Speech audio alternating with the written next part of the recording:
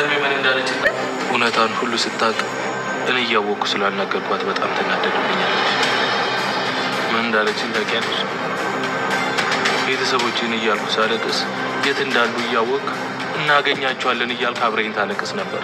ሲበዛ ራስ ወዳድን አለች። እኔ እኮ ግራ ገባኝ። ምን ላድርግ? አሁን ብንነግራት በጣም ትጎዳብኛለች።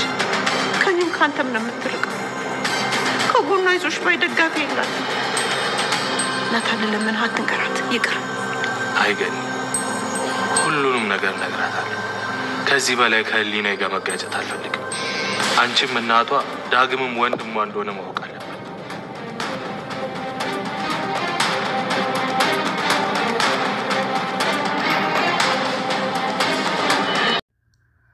ኤፍራታ ናታን እስከዛሬ ድረስ ለምንድን ነው የደበከኝ? ሁሉንም ነገር አውቄያለሁኝ። ገኒ እናቴ እንደሆነች ዳግም ደግሞ ወንድሜ እንደሆነ እንዴት ሳትነግረኝ አስቻለክ? እስከዛሬ ድረስ ቤተሰቦቼን ስፈልግ አንተም እኮ ቃል ገብተህልኝ ነበረ። ቃልህን ለምን በላ? ለምን አላሳዝንህም? እኔ ምርጫዬ ትክክል ነበረ። ያፌት ማፍቀሬ ትክክል ነበረ።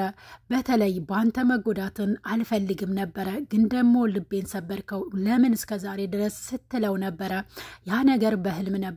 አሁን ላይ ግን ገኒ እናቷ እንደሆነ ዳግም ደግሞ ወንድሟ እንደሆነ በእውን አውቃለች ማለት ነው።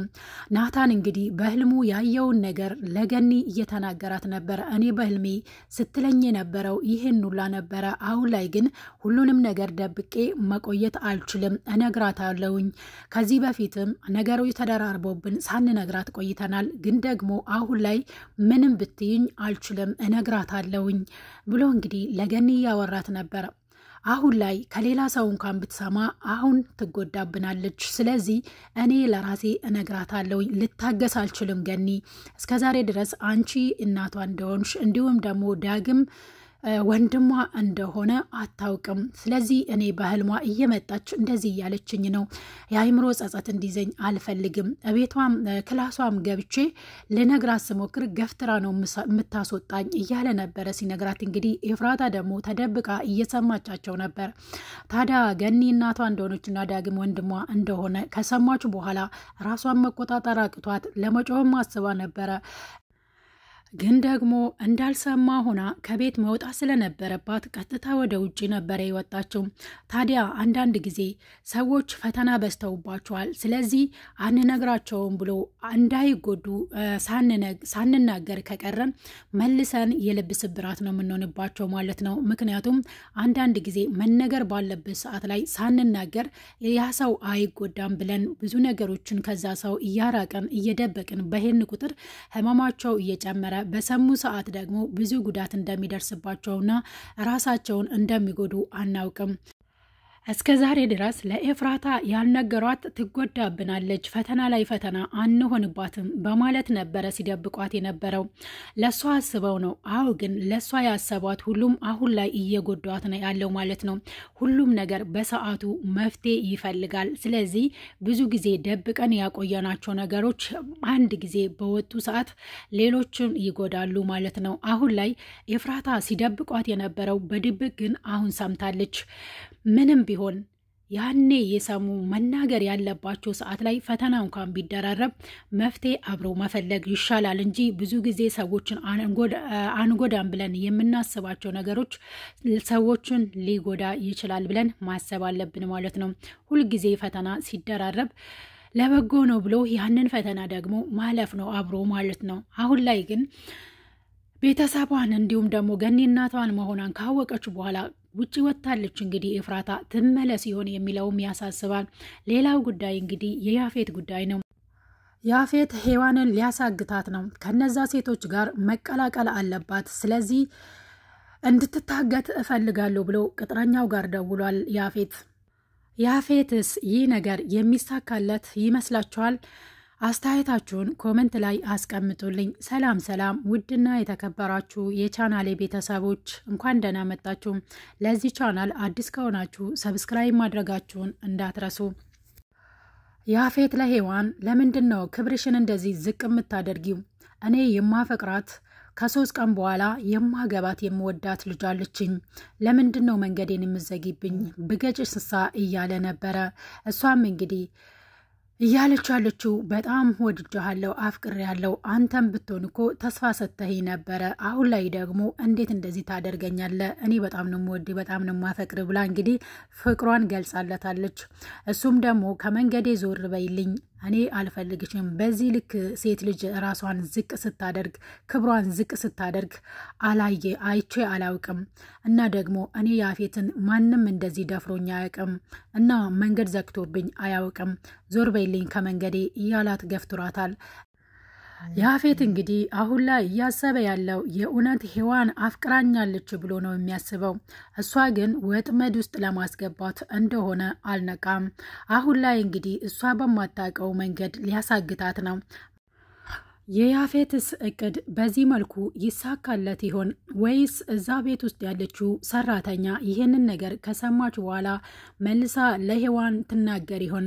ምክንያቱም እዛ ያፌት ጋር የተቀጠረችው ሰራተኛ የማን እንደሆነች አይታወቅም። አሁን ላይ ቪዲዮዎችን ግን እየቀረጸች ታስቀምጣለች። ይህንንስ ነገር ምናልባት አይታ ወይ ደግሞ ሰምታ ከሆነ ለማን ታቀብል ይሆን? በምን መልኩ ነው ሔዋንስ ከመታገት የምትድነው? እስኪ እናንተም ደግሞ ግምታችሁን ኮመንት ላይ አስቀምጡልኝ። አሁን ላይ የሚያሳስበው አብዛኛውን እንግዲህ የኤፍራታ ጉዳይ ነው። ኤፍራታ አሁን ላይ ቅስሟ ይሰበራል። ወደ ቤትም ላትመለስ ትችላለች። ብዙ ነገሮች ተደራርበውባታል። ፈጣሪዋንም እየለመነች ነው ያለችው። ለምንድን ነው የምትፈትነኝ እያለች ብዙ ነገሮችን ስትጸልይ ናታን ወደ ክፍሏ ገብቶ ነበረ። ሊነግራት ያሰበው ነገር በህልሙ ያየውን ነበረ። እሷ ግን ልትቀበለው ወይ ደግሞ ፍቃደኛ አይደለችም እንዲያወራት። ስለዚህ እስከዛሬ ድረስ አንዳንድ ነገሮች እንቅፋት ስለሆኑበት ነው እስከዛሬ ድረስ ያልነገራት ለኤፍራታ ናታን እንጂ አንዳንድ ጊዜ ለሰዎች በማሰብ የማንነግራቸው ነገሮች መልሶ ያንኑ ሰው እንደሚጎዳ ማወቅ ይኖርብናል ማለት ነው።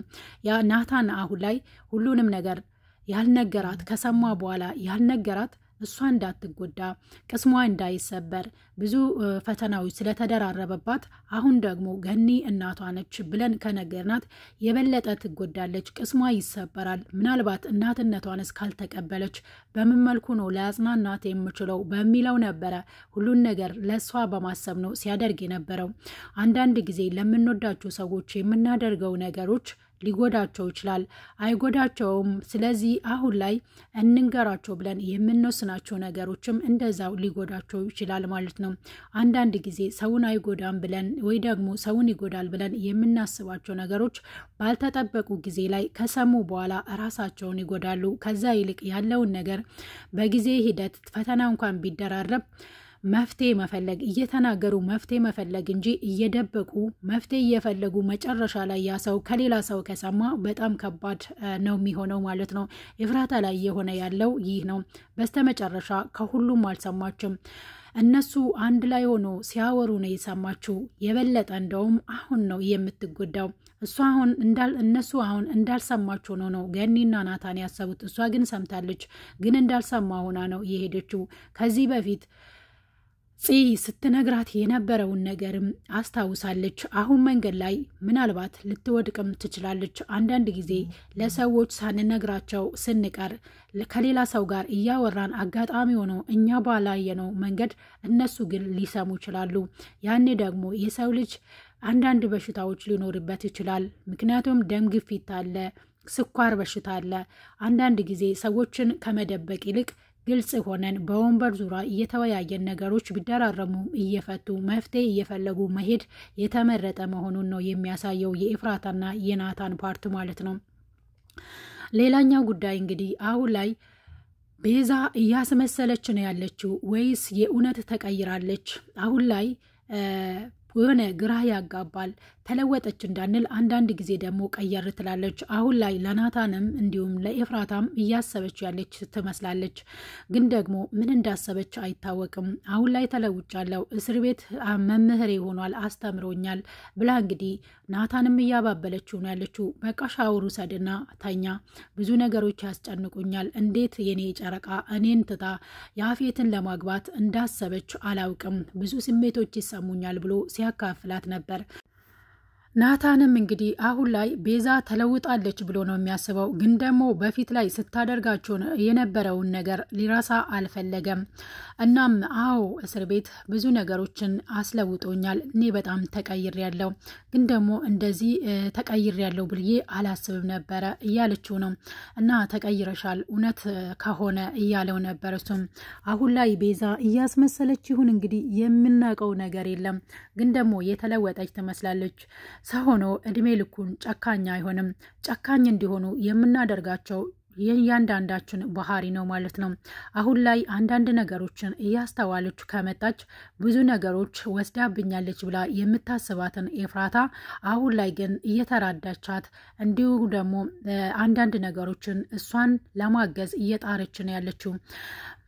በፊትም ስትጠይቃት የነበረው ኤፍራታ ያፌት በምንድን ነው ያስፈራራሽ? እኔንም እንደዚህ አድርጎ አስፈራርቶኛል ብላ ስትነግራት ኤፍራታ ግን አሁንም ተመሳጥራ ነው ከሱ ጋር ይህንን ነገር ልታወጣጣኝ የፈለገችው ብላ ደብቃታለች ማለት ነው። እንድትነግራትም አላስገደደቻትም ቤዛ። አሁን ላይ ግን ለኤፍራታ እያዘነች ነው ያለችው። ለሔዋንም ስትላት የነበረው ይህንን ነበር።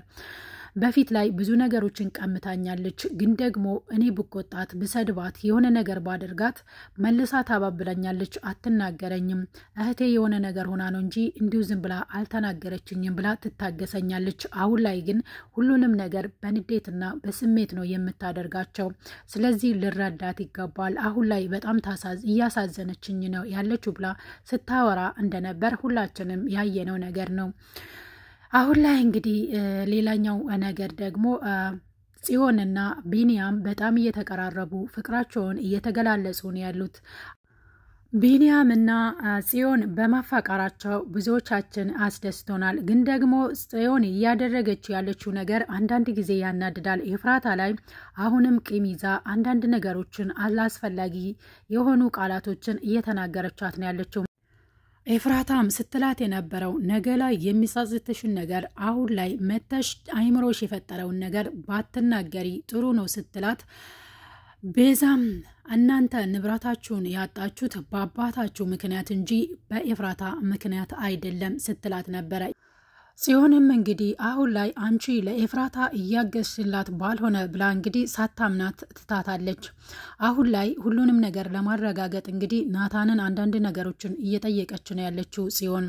ግን ደግሞ ጽዮን ያ ማስታወስ ችሎታ በፊት ላይ እያስታወሰች እየረሳችም ቢሆን ማስታወስ ችሎታ እየጨመረ ነበረ እየሄደ ያለው። አሁን ላይ ግን ሁሉንም ነገር እርግፍ አድርጋ ትታ ከቢኒያም ጋር ፍቅር ጀምራለች። ከዛን ጊዜ ጀምሮ ሉሊትንም ብዙ ጊዜ ስለማታያት ማስታወሱን ትታለች። ሉሊትም ደግሞ የምትፈልገው የጽዮን ማስታወስ አለመቻሏ ደስ እያላት ነው ያለው። ሌላው ነገር እንግዲህ ሉሊት ከኤፍራታ ትንሽዬ ሰበብ ነው የምትፈልገው። አንዳንድ ጊዜ እክላሷ ሳታንኳኳ እንዲሁም ደግሞ እየተሻከከች ታዳምጣለች። አሁን ላይ ከያፌት ጋር እያወራች መታባታለች።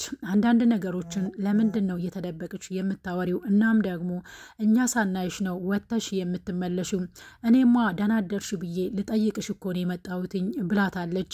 ከዛም በኋላ እንግዲህ ከአዲሷ ፍቅረኛዋ ጋር እያወራች ነው ብላ መረጃዎችን ለሌሎች እንድታካፍል ስለሚፈልግ ያፌት ከኤፍራታ ጋር ስታወራ ሉሊት ሰምቷታል። ስለዚህ እወድሃለሁ፣ አፈቅርሃለሁ በይኝ፣ እኔ ያልኩትን ማለት አለብሽ።